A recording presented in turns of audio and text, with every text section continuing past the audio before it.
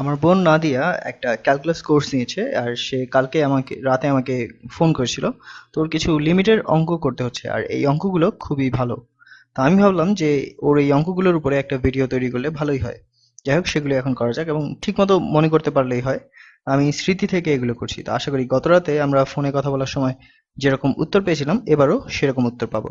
তাহলে আমি যদি ঠিকমতো মনে করতে পারি, প্রথম অঙ্কটা ছিল যে লিমিট যখন জেড 2 এর নিকটবর্তী হচ্ছে এক্স, ও দুঃখিত, এখানে এক্স হবে না, এখানে জেড হবে। তো জেড স্কোয়ার যোগ 2z বিয়োগ 8 এবং তারপর এই পুরোটা ভাগ জেড পাওয়ার 4 বিয়োগ 16। তাহলে লিমিটের অঙ্ক করার সময় প্রথমেই যেটা করতে হয় সেটা হচ্ছে যে তুমি প্রথমে z এর মান বসিয়ে দেখবে। তো হয়তো z এর মান 2 হলে কোনো সমস্যা হয় না, আর তুমি যদি z এর সমান 2 বসিয়ে এই ফাংশনের মান বের করতে পারো। তো এটা যদি একটি অবিচ্ছিন্ন বা কন্টিনিউয়াস ফাংশন হয় তাহলে z 2 এর নিকটবর্তী হলে এটা সমান হবে যে, কিন্তু তুমি সাথে সাথে এখানে এই সমস্যাটা দেখতে পাচ্ছ যে তুমি যদি z সমান 2 বসাও তাহলে 2 পাওয়ার 4 এটা হবে 16 এবং বিয়োগ 16 তো তুমি 0 হবে। তাহলে এটা অসংজ্ঞায়িত। এখন এটা আমাদের অন্য কোনো উপায়ে করতে হবে। তো 10 বারের মধ্যে 9 বারই তুমি যখন এরকম কোনো অঙ্ক দেখবে তখন এই লব আর হর যেহেতু দুটোকেই তুমি উৎপাদকে বিশ্লেষণ করতে পারো, তো সেটা এখানে করে ফেলি। তাহলে এটা সমান হবে যে লিমিট যখন z 2 এর নিকটবর্তী হয়। আচ্ছা, লবকে উৎপাদকে বিশ্লেষণ করলে কি হয়, আচ্ছা দেখা যাক। এমন দুটো সংখ্যা যেটা যোগ করলে পজিটিভ 2 পাওয়া যায় আর গুণ করলে নেগেটিভ 8 পাওয়া যায়। তাহলে আমার মনে হয় যে 4 আর নেগেটিভ 2, তাই না? তো তাহলে এটা সমান হবে x যোগ, ও না, এখানে x হবে না, এটা আসলে করতে করতে অভ্যাস হয়ে গেছে। এটা তো আসলে মোছাও যাচ্ছে না। আচ্ছা, তো আমি এটার উপরেই লিখে ফেলি z। আচ্ছা না, এটা দেখতে খুব অপরিষ্কার লাগছে, তো এটা আমি মুছে ফেলি। আমি আসলে আগের অবস্থায় ফিরে যেতে চেয়েছিলাম কিন্তু হচ্ছে না। তো এটা হবে z যোগ 4 গুণ z বিয়োগ 2। তো এটা হচ্ছে একটি দ্বিঘাত রাশিকে উৎপাদকে বিশ্লেষণ করা। আর এখানে কি হবে, এটা হচ্ছে এটা হচ্ছে a স্কোয়ার বিয়োগ b স্কোয়ারের মতো, তাই না? তাহলে এটা হবে a স্কোয়ার, আর এটা যদি a স্কোয়ার হয় তাহলে a হলো z স্কোয়ার, তাই না? তাহলে এখানে হবে z স্কোয়ার যোগ 4 গুণ z স্কোয়ার বিয়োগ 4। আর তারপর অবশ্যই এটাও দেখতে a স্কোয়ার বিয়োগ b স্কোয়ার মতো, তাই না? তাহলে এটাকে আবার উৎপাদকে বিশ্লেষণ করলে এটা হবে z যোগ 2 গুণ z বিয়োগ 2। তাহলে এটা আসলে উৎপাদকে বিশ্লেষণ করে লাভই হলো, কারণ আমরা দেখতে পাচ্ছি যে হর আর লবে একই রাশি আছে। আর তারা যে এক, এটা শুধু তাই না, এই রাশিটাই আমাদের আসলে সমস্যা দিচ্ছিল। কারণ তুমি যদি এখানে 2 বসাও তাহলে তুমি 0 পাবে। তো ধরা যাক যে এটাকে z সমান 2 এর মান আমরা বের করছি না, আর তাই অন্য সব মানের জন্য আমরা এটা দিয়ে এই উপরে নিচে এটা ভাগ করতে পারি, কারণ তাদের মান সমান হবে। তারপর আমাদের তাহলে কি বাকি থাকলো? আচ্ছা, এটা সমান হবে যে লিমিট, এবং আমি এখানে ইচ্ছামতো রং নিয়ে করছি।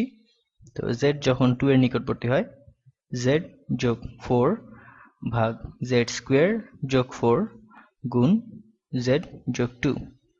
এবং এটা সমান কি হয়, তো এটা সমান হচ্ছে 6 ভাগ 2 স্কোয়ার হলো 4 যোগ 4 হলো 8 যোগ 2 প্লাস 2 হলো 4। তাহলে এটা সমান হচ্ছে 1 ভাগ 2। তো এই তো, তো এটা খুব মজার ছিল। এখন চলো আমরা আরেকটা করি।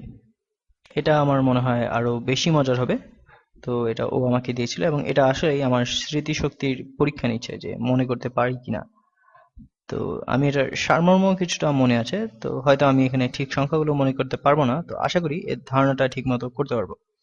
তো এটা হচ্ছে যে লিমিট যখন x অসীমের নিকটবর্তী হয় স্কোয়ার রুট x স্কোয়ার যোগ 4x যোগ 1 বিয়োগ x এর জন্য। তাহলে তুমি এটার দিকে তাকালে এটা তুমি বলবে যে আচ্ছা দেখা যাক যে কি হয়। তুমি যখন অসীমের দিকে যাচ্ছ তখন এটা অনেক বেশি বড় হয়ে যাবে, কিন্তু আমরা এটার স্কোয়ার রুট নিচ্ছি। আবার মনে হচ্ছে যে এটা হয়তো এটা থেকে বেশি বড় হবে, আর তারপর হয়তো এটা এক্স এর কাছাকাছি যাবে। কিন্তু তারপর তো আমরা আবার এটা বিয়োগ এক্স করছি, তো এটা জিরোর হয়ে যাবে। তো অন্তত আমি এটাই মনে করছিলাম যখন আমি প্রথমে এটা দেখেছিলাম, কিন্তু আমরা দেখব যে আমার সেটা ভুল মনে হয়েছিল। আর আসলে এটা করতে হলে তোমাকে একটা কৌশল জানতে হবে, আর সেই কৌশলটা এটা তোমার পরে অনেক কাজে লাগবে। তো যখনই তুমি এরকম স্কোয়ার রুট পাবে এবং বিয়োগ কিছু একটা হবে, যদি তুমি এই স্কোয়ার রুটটা এটা বাদ দিতে চাও, তাহলে তোমার যেটা করতে হবে সেটা হচ্ছে তুমি গুণ করবে। আসলে আমরা সাধারণত এই জটিল সংখ্যার ক্ষেত্রে আমরা একটি কনজুগেট করি। তো যদি আমাদের এ যোগ বি এর মতো কিছু থাকে, তো এর কনজুগেটটা হবে এ বিয়োগ বি, অথবা আমাদের যদি এ বিয়োগ বি এর মতো কিছু থাকে, তার কনজুগেট হবে এ যোগ বি। আর যেই কারণে এটা করছি সেটা হলো যে আমরা যেটা করব সেটা হচ্ছে এটার কনজুগেট দিয়ে গুণ করব। আর এটা কেন কাজে আসবে, কারণ আমাদের এ বিয়োগ বি আছে, তো আমরা যদি এ যোগ বি এটা গুণ করি তাহলে আমরা পাবো এ স্কোয়ার বিয়োগ বি স্কোয়ার, যেটা আমাদের এই স্কোয়ার রুট চিহ্নটা এটা বাদ দিতে সাহায্য করবে। এবং এটা করা যাক। কিন্তু আমরা তো খালি এটা গুণই করতে পারি না, তাই না? কারণ গুণ করে আবার ভাগও করতে হবে। কারণ তুমি কোনো কিছুর মান ঠিক রাখার জন্য তুমি সেটা শুধু ওয়ান দিয়ে গুণ করতে পারো, তাই আমরা সেটা দিয়ে গুণ করবো এবং আবার ভাগ করব। তো এটা গুণ স্কোয়ার রুট এক্স স্কোয়ার যোগ 4x যোগ 1 এবং যোগ এক্স, এবং তারপর আমরা শুধু এটা দিয়ে গুণ করবো না, আবার এটা দিয়ে ভাগও করবো, কারণ আমরা মান ঠিক রাখার জন্য শুধু 1 দিয়ে গুণ করতে পারি। তো এটা ভাগ, একই জিনিস, স্কোয়ার রুট এক্স স্কোয়ার যোগ 4x যোগ 1 যোগ এক্স। এখানের এটা মুছে ফেলি কারণ যাতে মনোযোগ অন্যদিকে না যায়। তো আমরা অন্যমনস্ক হতে যাচ্ছি না। তো আমরা কি পাচ্ছি, এখানে হবে লিমিট যখন এক্স অসীমের নিকটবর্তী হয়। এখন এটা হচ্ছে এ বিয়োগ বি গুণ এ যোগ বি, তাহলে আমরা পাবো এ স্কোয়ার, এবং এখানে এটার স্কোয়ার কি হবে, এটা হবে এক্স স্কোয়ার যোগ 4x যোগ 1 বিয়োগ বি স্কোয়ার। তো এখানে বি স্কোয়ারটা কি, এটা হবে এক্স স্কোয়ার। এটা শুধু সাধারণ বীজগণিত। এবং এইটা ভাগ স্কোয়ার রুট এক্স স্কোয়ার যোগ 4x যোগ 1 যোগ এক্স। তাহলে দেখা যাক, এখন এখানে একটু সরল করা যাবে। তো আমরা যদি এটা বিয়োগ করে ফেলি, তো এখানে এই দুটো এটা কাটাকাটি চলে যায়। তো এক্স স্কোয়ার বিয়োগ এক্স স্কোয়ার। এখন দেখা যাক যে আর কি করতে পারি। এখন যেহেতু আমরা এক্স অসীমের নিকটবর্তী হচ্ছে, তো এখানে যখনই এক্স অসীমের নিকটবর্তী হবে তখন তুমি সাধারণত এটা করবে। তা আমরা হর এবং লবকে আমাদের সর্বোচ্চ ঘাতের যে রাশি সেটা দিয়ে ভাগ করতে পারি। এই ক্ষেত্রে আমাদের সর্বোচ্চ ঘাত বা পাওয়ার হচ্ছে এক্স, তাই না? তো আমরা এখানে একটি এক্স আছে এবং এখানে একটি এক্স আছে। তো তারপরে তুমি যখন এরকম কোনো কিছুকে এক্স দিয়ে ভাগ করবে, এক্স অসীমের দিকে নিবে এবং এটা সমান জিরো হয়ে যাবে। আর খেয়াল রাখবে যে লবে যাই করো না কেন, হরেও একই কাজ করতে হবে, নয়তো এর মান অন্যরকম হয়ে যাবে। তাহলে গুণ 1 ভাগ এক্স ভাগ 1 ভাগ এক্স। এবং তাহলে আমরা পাই লিমিট যখন এক্স অসীমের নিকটবর্তী হয় 4 যোগ 1 ভাগ এক্স। এবং আচ্ছা, আমি তোমাকে একটা প্রশ্ন করি যে 1 ভাগ এক্স গুণ এটা সমান কি হবে? তো এটা আসলে অনেকটা বীজগণিতের মতো, কিন্তু 1 ভাগ এক্স গুণ এই স্কোয়ার রুট এক্স স্কোয়ার যোগ 4x যোগ 1, তো এটা কি হবে? এটা আমি আলাদাভাবে এখানে করছি। তো আমরা যদি এই 1 ভাগ এক্স এটাকে আমরা স্কোয়ার রুটের ভিতরে নিয়ে যাই, তাহলে এটা হবে 1 ভাগ এক্স স্কোয়ার। তো এটা সমান তুমি বলতে পারো যে তুমি 1 স্কোয়ার ভাগ এক্স স্কোয়ারও বলতে পারো, এটা আসলে একই। তো 1 ভাগ এক্স স্কোয়ার। তো তুমি এখানে লিখো যে 1 ভাগ এক্স স্কোয়ার গুণ এক্স স্কোয়ার যোগ 4x যোগ 1। আর এটা আসলে বোঝা যায়, তাই না? কারণ আমরা যদি এটা দিয়ে শুরু করতাম, আমরা সহজে এটার স্কোয়ার রুট নিতাম এবং এটাকে বাইরে নিয়ে যেতে পারতাম। তো এটার স্কোয়ার রুট হচ্ছে 1 ভাগ এক্স। আমি শুধু উল্টো দিকে যাচ্ছি। তো ধরে নিই যে এটাতে নিয়ে তোমার কোনো সমস্যা নেই, তো স্কোয়ার রুটের নিচে সবকিছু নিয়ে। এখন আমরা যদি 1 ভাগ এক্স দিয়ে ভাগ করছি, আমরা যেহেতু এর স্কোয়ার রুটের ভিতরে যাচ্ছি, তো আমরা আসলে এক্স স্কোয়ার দিয়ে ভাগ করছি। তাহলে এটা হবে স্কোয়ার রুট, এবং এক্স স্কোয়ার ভাগ এক্স স্কোয়ার হচ্ছে 1, তাই না? তো আমি আশা করি তোমরা বুঝতে পারছো যে আমি এখানে কেন এক্স স্কোয়ার দিয়ে ভাগ করছি, কারণ আমরা আসলে 1 ভাগ এক্স দিয়েই ভাগ করছি, কিন্তু তুমি যখন এটাকে স্কোয়ার রুটের ভিতরে নিয়ে যাচ্ছ তখন এটা 1 ভাগ এক্স স্কোয়ার হয়ে যাচ্ছে। আচ্ছা, আমি এটা পাশে করে দেখাচ্ছি। তো 1 ভাগ এক্স গুণ স্কোয়ার রুট এ, এটা সমান আমরা লিখতে পারি যে স্কোয়ার রুট 1 স্কোয়ার ভাগ এক্স স্কোয়ার গুণ এ। তো এটা আসলে বীজগণিতের সাধারণ একটি নিয়ম।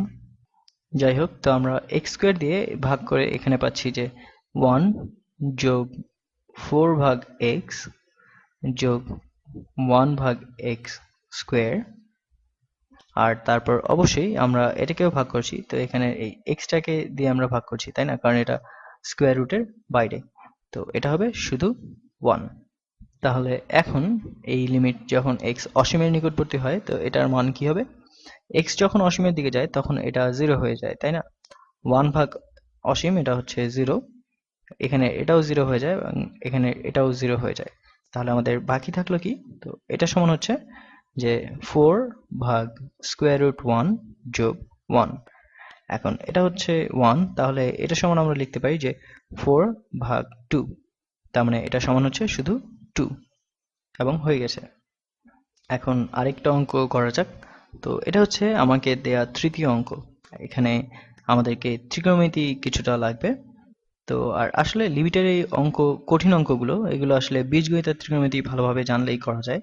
তো কিভাবে এই ফাংশনগুলোর উপর কাজ করতে হয় সেটা বুঝলেই হবে, কারণ লিমিট অংশটা তোমাকে শুধু এমন অবস্থায় নিয়ে যেতে হবে যে যেন লিমিট নেওয়াটা অনেক সহজ হয়ে যায়। তো আমরা এটা পরিষ্কার করি এবং এটা করা যাক। তো এটা হচ্ছে যে লিমিট যখন x 0 এর নিকটবর্তী হয় এবং কোট্যানজেন্ট 2x, এটাই কি ছিল? হ্যাঁ, তাই তো মনে হচ্ছে। তো এটা ছিল, হ্যাঁ, কোট্যানজেন্ট 2x ভাগ কোসিকেন্ট x।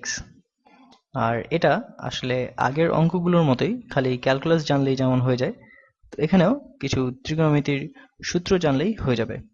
তাহলে কোসিকেন্ট x, এটা হচ্ছে 1 ভাগ সাইন অফ x। তা আমি এটা মনে করতে পারছি, তুমি হয়তো ভাববে যে কোসিকেন্ট সমান হচ্ছে 1 ভাগ কোসাইন, কিন্তু তা না, এটা হচ্ছে 1 ভাগ সাইন। তো আমি এটা জানি যে এটা এমনই হয় যে কোসিকেন্ট অফ x এটা সমান হচ্ছে 1 ভাগ সাইন x, এবং তারপর কোট্যানজেন্ট 2x এটা সমান হচ্ছে 1 ভাগ ট্যানজেন্ট 2x, আর ট্যান সমান হচ্ছে সাইন ভাগ কোসাইন। তো এটা হবে কোট্যানজেন্ট, এটা হবে উল্টোটা, অর্থাৎ কোসাইন অফ 2x ভাগ সাইন অফ 2x। তাহলে ঠিক আছে, এখন এটা সমান কি হবে? তো এটা সমান হবে যে লিমিট যখন x 0 এর নিকটবর্তী হয় এবং কোট্যানজেন্ট 2x, এটা আমরা বলেছিলাম যে কোসাইন অফ 2x ভাগ সাইন অফ 2x, আর এটা হবে এই পুরোটা ভাগ কোসিকেন্ট অফ x, কিন্তু কোসিকেন্ট অফ x এটা হচ্ছে 1 ভাগ সাইন অফ x। এখন তুমি যদি 1 ভাগ সাইন অফ x দিয়ে ভাগ করো, তো এটা সমান হবে সাইন x দিয়ে গুণ করা। তাহলে আমরা কি পাচ্ছি? তো আমরা এখানে পাচ্ছি যে লিমিট যখন x 0 নিকটবর্তী হয়, সাইন অফ x গুণ কোসাইন অফ 2x ভাগ সাইন অফ 2x। তো এটা হলো কিছুটা আসলে বীজগণিত, তো আমরা এখনো আমাদের সমস্যা আছে, কারণ তুমি যদি x সমান 0 বসাও তাহলে এখানে এটা 0 হয়ে যাবে এবং আমরা হরে 0 পাচ্ছি, তো এটা অসংজ্ঞায়িত, এই জন্য এটা এভাবে করা যাবে না। আর এটাই হচ্ছে এই অঙ্ক করার মূল উদ্দেশ্য। আর তোমার আসলে এটাই প্রথমে করা উচিত। তো তোমার এটা দেখা উচিত যে তুমি প্রথমে যখন 0 বসাও তখন এটা কি অনির্ণেয় হয়ে যায় কিনা, কারণ আমরা আসলে এটা আসলে এখনো ঠিক এটার মতো একই জিনিস, কারণ আমরা এখনো এটার উপর কোনো কাজ করিনি। এখন তুমি যদি এখানে 0 বসাও তাহলে তুমি এখানে অনির্ণেয় পাবে। তো আমরা কি করতে পারি? আমরা এখানে ত্রিকোণমিতির কিছু সূত্র বসাতে পারি। সাইন অফ 2x এটা সমান কি হবে? এটা একটি ডাবল অ্যাঙ্গেল ফর্মুলা বা দ্বিগুণ কোণের সূত্র। তো সাইন অফ 2x সমান হচ্ছে 2 গুণ সাইন অফ x গুণ কোসাইন অফ x। এখন তুমি যদি এটা জানো তাহলে তুমি অনেক কিছুই করতে পারবে, কারণ এরপরে এটাকে সরল করা অনেক সহজ হয়ে যায়। তো এখানে হবে 2 গুণ সাইন অফ x গুণ কোসাইন অফ x। আর আমরা যদি ধরে নিই যে x সমান 0 হয় না, এটা শুধু 0 এর কাছাকাছি যায়, তো আমরা এই লব আর হরকে সাইন x দিয়ে ভাগ করতে পারি। তাহলে আমাদের কাছে কি বাকি থাকলো? তো আমাদের কাছে শুধু বাকি থাকে যে লিমিট যখন x 0 নিকটবর্তী হয়, কোসাইন অফ 2x ভাগ 2 গুণ কোসাইন অফ x। এখন কোসাইন অফ 0 সমান কত হয়? কোসাইন অফ 0 সমান হচ্ছে 1, তাই না? তাহলে কোসাইন অফ 2 গুণ 0 এটাও হবে 1, তাহলে এটা সমান হচ্ছে 1 ভাগ কোসাইন অফ 0 হচ্ছে 1 গুণ 2, তাহলে 2 গুণ 1, তাহলে এটা সমান হচ্ছে 1 ভাগ 2, এবং আমাদের শেষ। আমার মনে হয় যে এগুলো লিমিটের অঙ্ক হিসেবে বেশ ভালো কিছু অঙ্ক। আর তুমি যদি এগুলো করতে পারো তাহলে হয়তো তুমি ক্যালকুলাসের টিচার দেওয়া যে কোনো অঙ্কগুলো করতে পারবে।